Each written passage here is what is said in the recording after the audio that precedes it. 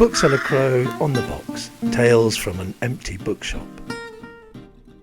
I'd just like to welcome you all to the Bookseller Crow and thank you for coming. And tonight is very exciting. We have two wonderful authors, historical authors, and also the wonderful Sarah Shaffi is going to interview them on behalf of us. So welcome everybody. Thank you. Thank you. Lovely to be here. Brilliant. Well, welcome to this event. I'm Sarah, and it's a real delight to be talking to two wonderful authors today, Caroline Lea and Elodie Harper. I'm just going to introduce them briefly for you. So Caroline grew up on the island of Jersey and gained a first from Warwick University. Her fiction and poetry have been shortlisted for the Bridport Prize. Her debut novel was The Glass Woman, a gothic thriller set during the Icelandic witch trials, which was shortlisted for the HWA Debut Crown Award. And her latest novel, which is the one we're going to be talking about today, is The Metal Heart, which is a powerful Second World War love story set on the island of Orkney. Elodie is a journalist and prize-winning short story writer. Her story, Wild Swimming, won the 2016 Bazaar of Bad Dreams short story competition, which was judged by Stephen King. She's currently a reporter at ITV News Anglia, and before that worked as a producer for Channel 4 News. Elodie studied Latin poetry, both in the original and in translation, as part of her English Lit degree at Oxford, instilling a lifelong interest in the ancient world. And her latest novel is called The Wolf Den, and it's the first in a trilogy of novels about the lives of women in ancient Pompeii. So welcome to both of you. We'll begin by getting you to introduce your books and giving us a really short reading so we can get a little taste. So Elodie, do you want to kick us off? Describe The Wolf Den to us in, if you can, in one sentence. Oh, I'll try. Oh, hey, Sarah, lovely to be here. So The Wolf Den is set in ancient Pompeii, some years before the eruption of Vesuvius, and it reimagines the lives of women who lived and worked in the Lupana, which is the town's brothel, which is still surviving today. You can go and have a look around it. And what I really wanted to do in the story was look at the lives of people that we have a lot of evidence for, but who are generally sort of passed over and forgotten. So it's a female retelling of life in Pompeii. Wonderful. And you're going to do a really short reading for us as well. I am. So in Pompeii, there was, as in sort of the ancient Roman Empire as a whole, there were lots of festivals that different sort of members of the community would take part in. So this is a festival of Venus, who is the patron of Pompeii and also the patron of goddess of prostitutes. So Amara is caught in a river of women, unable to break from the flow, even if she wanted to. There are so many of them, they have burst the banks of the pavements and spilled over into the road. Mud is splashing up her legs, but she doesn't care. They are a noisy crowd, singing, laughing, wrists and ankles jingling with bells. The sweet smell of mint mingles with the reek of sweat. She would never have suspected Pompeii had so many prostitutes.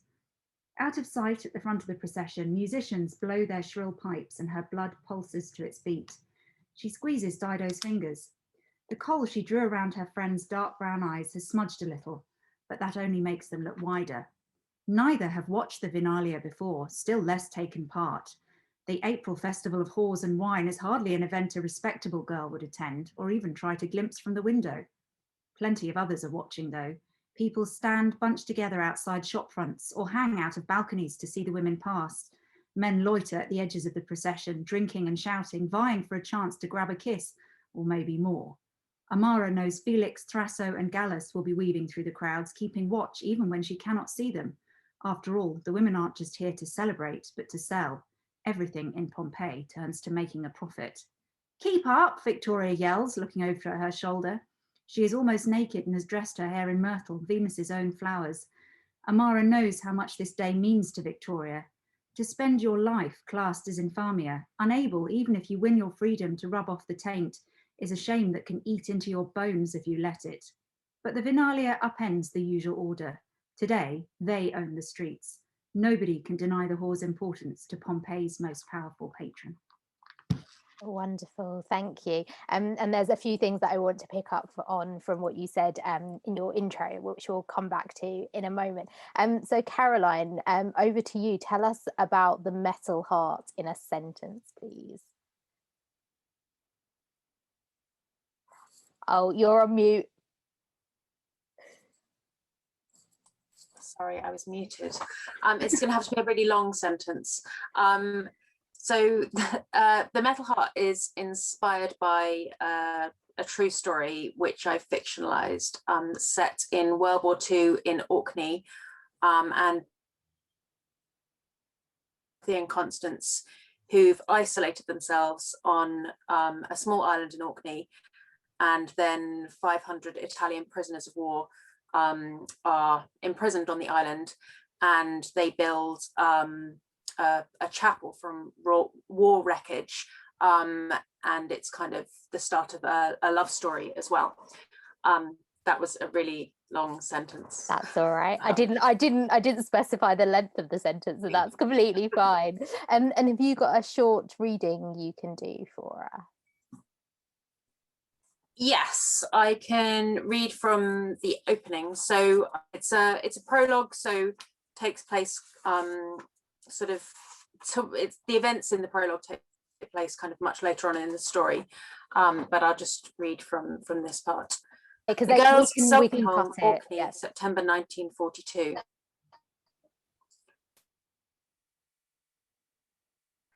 Of all the ways to die, drowning must be the most peaceful. Water above, sounds cushioned, womb dark. Drowning is a return to something before the knife blade of living.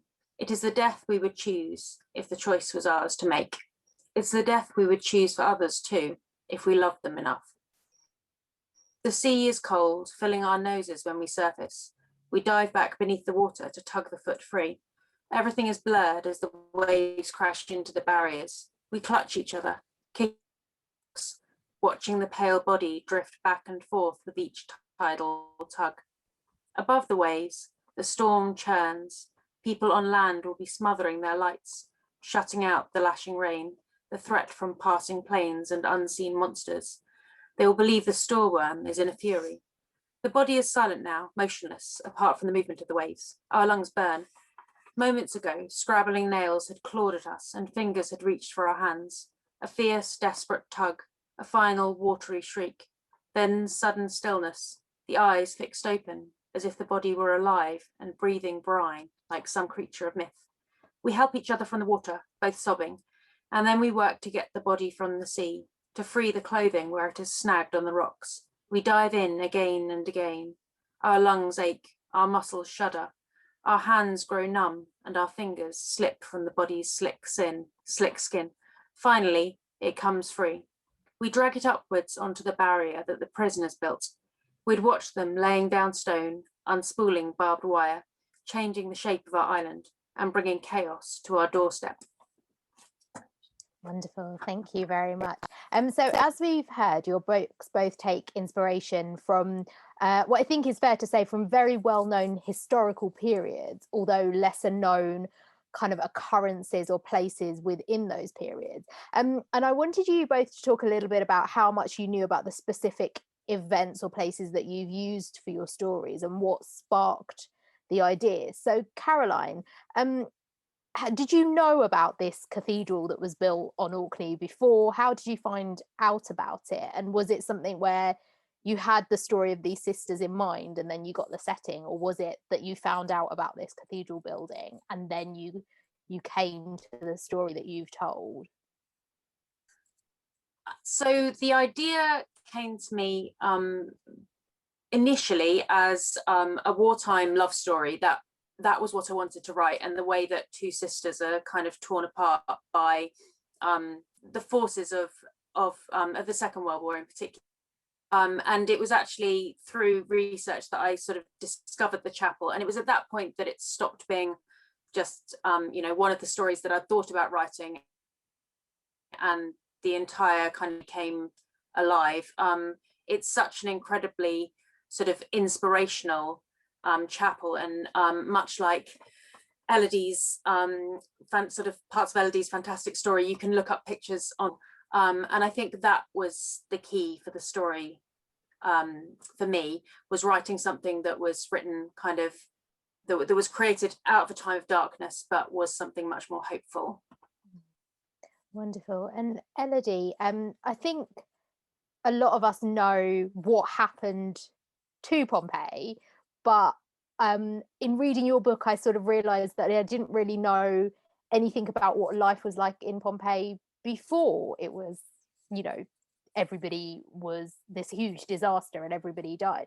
Can you talk a little, I mean, we heard in the intro that you sort of studied Latin poetry, so obviously there was some knowledge there, but how did you come across the Luperna and come to tell this particular story? So you're right that I've been reading sort of Latin books for years. So I think I had done an awful lot of research before I decided to write it.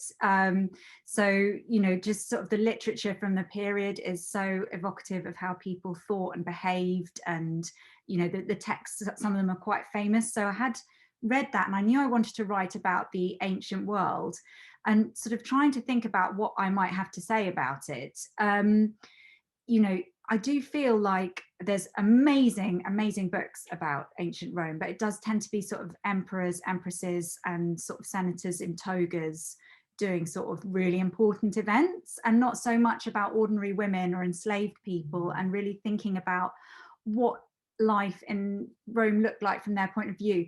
And there's nowhere better really, if you want to be lazy, in terms of what you imagine, than Pompeii, because so much of it survives.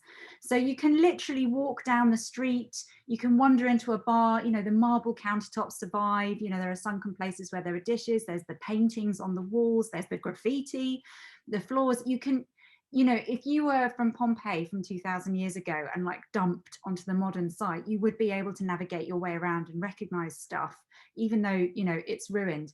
And the Luperna is the most famous building really on the tourist trail. But it's also not really told from the women's point of view. So you can see there's sort of erotic frescoes on the walls and everyone has a bit of a laugh when they go around the brothel. And I just wanted to think about how the women might have felt about life, you know, and what their lives were actually like. So not the fact that they had to sell sex. I didn't want to dwell hugely on that in the book. All the other parts of their life, you know, their friendships, how they interacted, where they went in the town, you know, what they might have hoped for, their ambitions, their lives. So yeah, I wanted the women to be kind of telling their story and looking back, if that makes sense. So sticking with that thought for the moment, so one thing about both sort of Second World War history and ancient Greek and Roman history is that so many documents, records, stories have been from the point of view of men or have focused on men.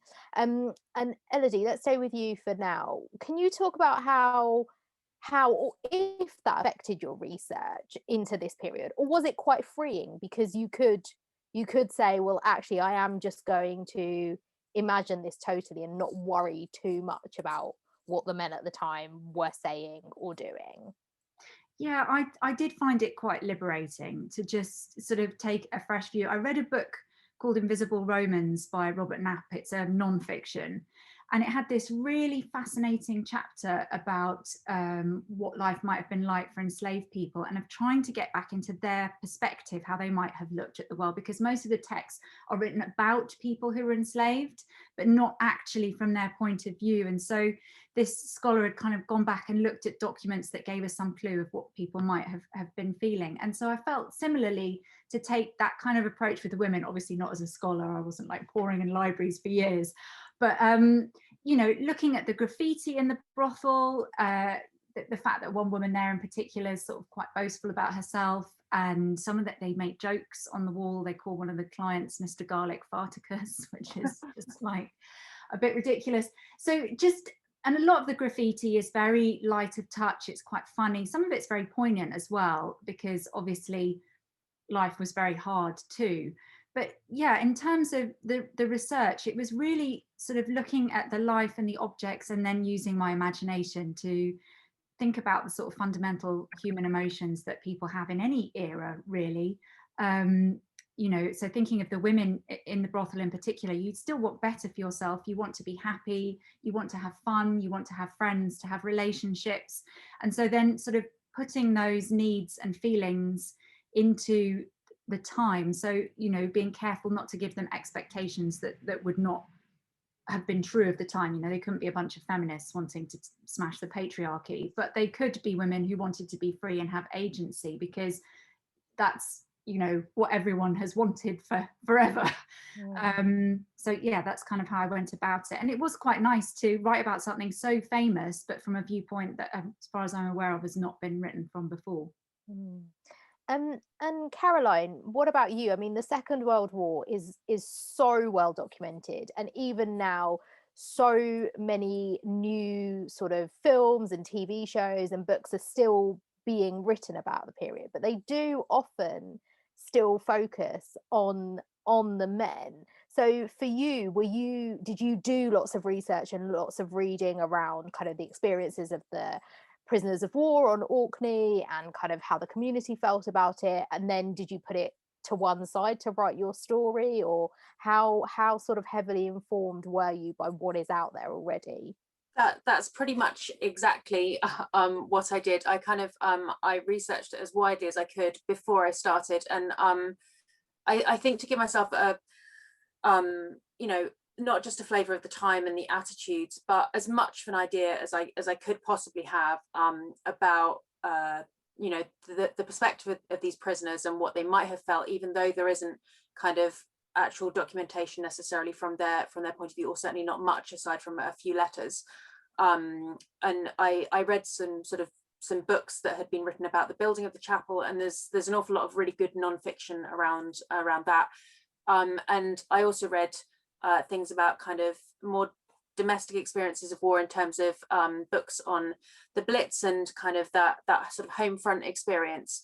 But I think I wanted to kind of read, because I knew I was going to fictionalize something that had been kind of written about anyway. I wanted to read almost so that I could find the spaces in between, and a little bit like Elodie was saying, that idea of giving a female voice to what has really been viewed as kind of as a male experience, even though Orkney was kind of on, you know, on the home front. It was still that idea of this place that was used as a prison, and the main thing that was being done there was it was being fortified and constructed by these men who were held prisoners by more men. And so I really wanted to use that very kind of male place to explore kind of the female experience. And so what I tried to do was sort of create this idea of I'm really interested in the way that war must have felt so oppressive, even though in many ways it was so kind of far away. And I don't know if partly that's to do with having grown up in Jersey. The German occupation is kind of much talked about over there, and there's quite a lot of sort of architectural kind of remains from that. But I think that idea of sort of the oppression of something that's sort of ever present but still distant was something that I've tried to weave in and tried to sort of combine that with the female experience, and that idea, much like Elodie, I couldn't have my female characters kind of wanting to smash the patriarchy, but that idea of what it would be like as a woman to be entrapped on an island where you're supposed to be at home, but my two characters are sort of also isolated within their community, provided me with quite a lot of space for invention within a kind of world that was inspired by fact, but also gave me kind of freedom to write what I wanted to, I think. Well, you mentioned the word isolation there, and that's something that I really wanted to pick up on, because I think one thing that both of your books have in common is that they are about loneliness in some ways and isolation, even though your protagonists aren't physically alone. So Constance and Dorothy, obviously they have each other, and Amara is surrounded by women. There's Dido, there's Victoria, there's kind of lots of other women in a sort of sisterhood of types. I wondered, Caroline, if you can pick up on this first, about the way that loneliness and isolation shapes the women in your novels. I think it's an interesting kind of force because it should be something which through the process of loneliness and isolation, it's very debilitating. And in some ways, and I mentioned in my acknowledgements, I was editing this during the lockdown, and that's, that physical experience of being isolated with other people. It's too much of a stretch to say, I felt like I was writing something that kind of reflected the experience I was living. But I think it has that dual kind of effect of both being kind of debilitating, but also potentially being sort of strengthening. So both my characters are kind of shaped by the fact that they're forced initially, although they're so closely kind of interlinked and so dependent upon each other, the experience of loneliness sort of forces them to make decisions and choices as individuals. And while they're kind of still, you know, reliant to some extent on each other, that process of forging their own independence kind of mirrors the process of kind of breaking away from the other forces around them. So like in the case of the Metal Heart, it's that idea of kind of war and the male oppression in some ways that brings, and I think that there's a similar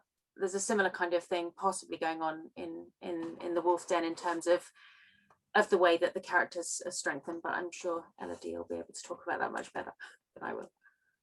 Go for it, Elodie. Yeah.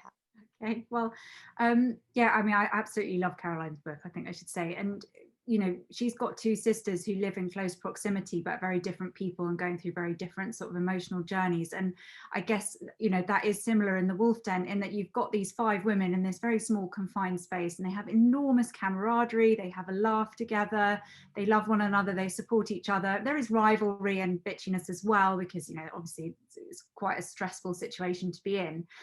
But, you know, the story's told from the point of view of Amara, and all the women that have got into this brothel, not by choice, and they've all had very different routes in. So their backgrounds are utterly different. So Berenice is from Egypt. She was born enslaved. And, you know, so she's come from somewhere very far away. Cressa is older than the other women. She's got a totally different life experience. She was also born enslaved. And then Victoria, who's you know, in some ways, initially at the beginning of the book anyway, like the ringleader, the most sort of outspoken out of all the women, she had you know, really common experience for enslaved people back in the Roman era, in that she was just abandoned by a rubbish tip and picked up and used as a slave, which was quite common. So those 3 have in common the fact that they've all been enslaved from birth. Whereas Amara and Dido, who are really the closest friends within the group, were both born free. So that gives them a very different perspective on life. Dido's in many ways had the most traumatic experience, in that she was kidnapped into slavery, which again, from Carthage in North Africa, which again was very common experience. But Amara was sold into slavery because her family became destitute. So the fact that they're although they're going through a similar experience, where they're coming from to it and how they react to it is very different, and creates a great deal of loneliness. I mean, Dido is a terribly lonely character because she just cannot adjust to the life. It's just too much for her. Amara is lonely also partly by choice, because her goal is she has to get out. And, you know, she's unlikely to be able to take anyone with her, including Dido. So part of her journey is about increasingly isolating herself psychologically in order to make this break. And part of that is by trying to find a patron who would be wealthy enough to want to sort of keep her. And again, that's an isolating process, because it's not about finding someone she genuinely has a connection with, but somebody who will have the means and the will to look after her. So it's, people are very close to each other, but also quite isolated, I think. Given that you were talking there about slavery, and about, in particular, Dido and Amara, who were born free and then found themselves in this situation, I'd love to talk briefly about the idea of women's bodies as a commodity, which I think, and women's bodies, women not having ownership over their bodies, which I think is something that we see in both novels. So Elodie, can you talk a little bit about how you approach the idea of these women who are trying in some way to assert ownership of their bodies in a situation where those women were very specifically bought for their bodies and therefore don't really own them? Wondered if you could talk a little bit about that. Yes, absolutely. I mean, the Lupana in many ways is a really extreme example of it, because of the prostitution aspect. But the thing I found increasingly when I was writing it was thinking about how all enslaved people, men and women, had this problem, that they didn't actually own their bodies. They literally, legally did not own their bodies. And this is just such almost impossible thing to imagine. And it is also why I set the novel from the point of view of somebody who was not born into that situation, who would have had that sort of terrible psychological shock, which as a reader we take to the book as well, struggling to try and imagine what that might have been like. So I guess the first thing that I felt about it was that although I'm focusing primarily on women, this was a universal thing for both men and women in this situation. But then again, also thinking about women both enslaved and free, they didn't, obviously the women at the Lupana have a particularly difficult time, but actually all women from this era didn't really own their bodies. And I'm a huge fan of a book called The Mercies by Kieran Bilwood-Hargrave, and in that she talks about a marriage in which the woman Ursula has no ownership of her body, and that really made me sort of reflect and think about the fact that, yes, the women in the Lupana, it's a very extreme situation because they're having to interact with lots of different men, not just one, but actually it's just so similar. If you cannot choose who you sleep with, whether it's somebody you've been married to or somebody you're sold to, I just think that's been such a universal experience for women, until quite recently, and still, continues today, that women can sort of, it's not legally we have a right over our own bodies, but a woman's body in a public space is still sometimes can feel like quite a dangerous thing. Yeah, and I love that in Caroline's book as well, of thinking about the different sisters and how they reacted, but again, I'll leave that to her. Yeah, so Caroline, it is a little bit different in your novel, and Dorothy and Constance are in a different position, but we do find out quite early on that something has happened to make the sisters, and one in particular, very cautious about interacting with men. And obviously they have chosen to physically remove themselves from society on this sort of tiny island / outpost, and part of that is a way of asserting their ownership over their bodies. So can you talk a little bit about that? Yeah, I think it was my previous book kind of being a few hundred years earlier, and in a position where the woman was very much her husband's possession. It felt quite liberating to write something where I started with both women for a reason which was to do with trauma. I'm not going to kind of plot spoil, but deciding to remove themselves, and deciding kind of to take ownership of their own bodies and remove themselves from the community. But I was really interested in the point that Elodie just made, the idea of kind of how even today women out in public are so much kind of the with so much in the public gaze, and the idea of kind of the ownership of our own bodies being kind of filtered through other people's eyes. And that's definitely something that that provided a lot of kind of atmosphere for the book, because I have both of the girls very conscious of the eyes of the community on them all the time, and there's an awful lot of kind of the small community gossip, and the idea of the way that people view the sisters, and the stories that are told about them, and the stories that are told about their families, and with the love story that develops, because the men on the island as well are they are quite literally sort of the property, and they're there in order to do this this task, and to kind of to be part of the machinery of war. The sort of the love story provides kind of freedom and choice for both the characters, but then gradually the pressure on them increases, and that is kind of a social pressure in some ways, and that kind of forces and precipitates a lot of the kind of the more dangerous action that takes place in the novel.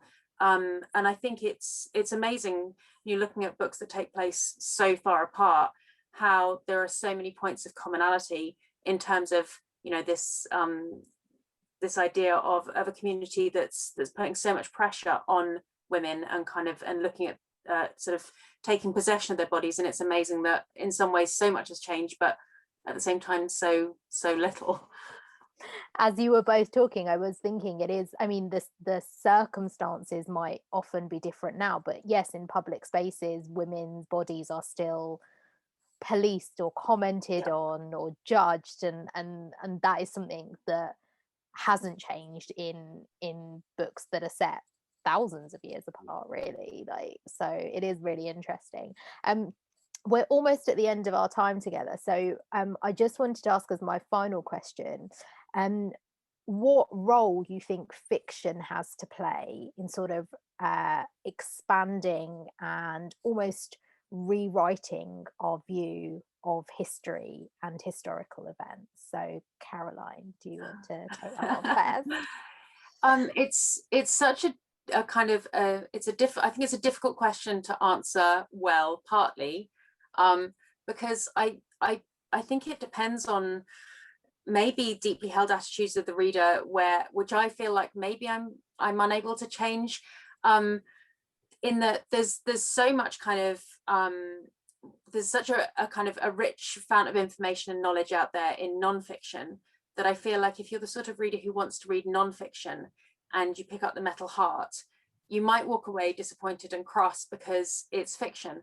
But I think that fiction provides something that's deeper and richer and kind of augments the historical facts that we already have, particularly given that there's so little information about women's perspectives in lots of the stories that I choose to write. And I think that's the space really where fiction can provide more possibly than the historical information that's out there. Because even though the women that I write about, or that Elodie writes about, might not be looking to smash the patriarchy, I'm a big believer that the fundamental desires of human nature don't necessarily change over time. So even though our circumstances are different, I think our desire for freedom isn't necessarily altered. And so I feel like even though I'm fictionalizing what might have happened, the desires of the characters are still there. And I think that's something that readers hopefully respond to. And it's something I loved so much about The Wolf Den. I don't know if I've said how much, I mean, my quote's on the front cover saying how much I loved it. I read it months ago and I haven't stopped thinking about it. It's so incredible for the way it brings something to life so beautifully, even though it's so far historically removed. And yeah, it's amazing. Elodie, what about you? Is it about that kind of expanding that emotional understanding and that empathy when it comes to kind of a new view of history or a slightly differing view of history? Yes, absolutely. Firstly, thank you very much to Caroline, and I would absolutely say the same about your book. I love it so much. And something that Caroline's book has that I've also tried to do with mine, yes, it's very much a female retelling, but she also gets into the head of the Italian prisoners of war, in particular Cesare. So it's looking at men who are kind of unmanned in some sense, but by the situation that they're in, and thinking about what it means to be a man in that situation. And that's very much something I was trying to do in The Wolf Den too, in thinking about the male characters who are enslaved or freedmen or lower down the social class. So if I'm thinking specifically about what fiction can do for the ancient world, we have very few texts written from the perspective of women, really, kind of, if any. I can just think of a few fragments. We have pretty much nothing written from the point of enslaved people, or again, very fragmented. But we know quite a lot of details about the sort of practicalities of their lives. And equally, as Caroline was saying, I passionately believe that about the fundamental human emotions that we all share about wanting better for yourself, to have some sense of agency, some sense of respect, of dignity, of integrity, both bodily and kind of emotional. And that's very obvious in the texts of the ancient world written by elite men. But there's no reason to say that women and people lower down the social class didn't have these feelings and desires as well. You know, of course they did. So I do think that for the ancient world in particular, fiction can play a really important role in taking the structures that we know about, the kind of factual structures. Okay, women's lives involve this, enslaved people's lives involve that. What did it look like from their point of view? How might that have felt? With my book in particular, you know, I used a really famous Roman text called the Satyricon, and in it there's a dining scene called Trimalchio's feast, in which this really vulgar, crass, awful freedman, Trimalchio, gives this kind of overblown feast. And the aim of the book is to make us laugh at him, and it's very successful because he is ridiculous. But I took that scene, not Trimalchio, it's a different setup, but of a freedman throwing a lavish banquet and being laughed at, but wondered what it would be like from the other point of view, you know, his insecurities, what it would feel like to never be accepted, to have that kind of backlog of slavery in your past, and now you're a freed person, but you're still never going to be accepted, not really. And you know, and this is all through the eyes of Amara, who was once a free person and is now enslaved, and is also a woman. So, you know, that's kind of using ancient texts, using what we know of what life was like, and just trying to think about a really familiar scene, but tell it differently. Wonderful. That is all we have time for. I will just add that I adored both of your books as well, and I'm sure that everyone who hasn't read them yet will do as well. Both books are available to purchase now from Bookseller Crow, and all that's left is for me to say thank you very, very much to Elodie and to Caroline for your time today. I really appreciate it. Thank you so much, Miriam. Yes, thank you. Thank you very much. And also thank you, Sarah, for holding such a wonderful conversation and discussion so expertly. They can find you a book for your girlfriend, your husband, your girl or your boy. And if you've got a need for an uplifting read, Justine and Jonathan can pick out a book you'll enjoy. What a book! At the Bookseller Crow on the hill. What a book, what a book, at the Bookseller Crow on the hill. Crystal Palace Hill, it is. But you can order online.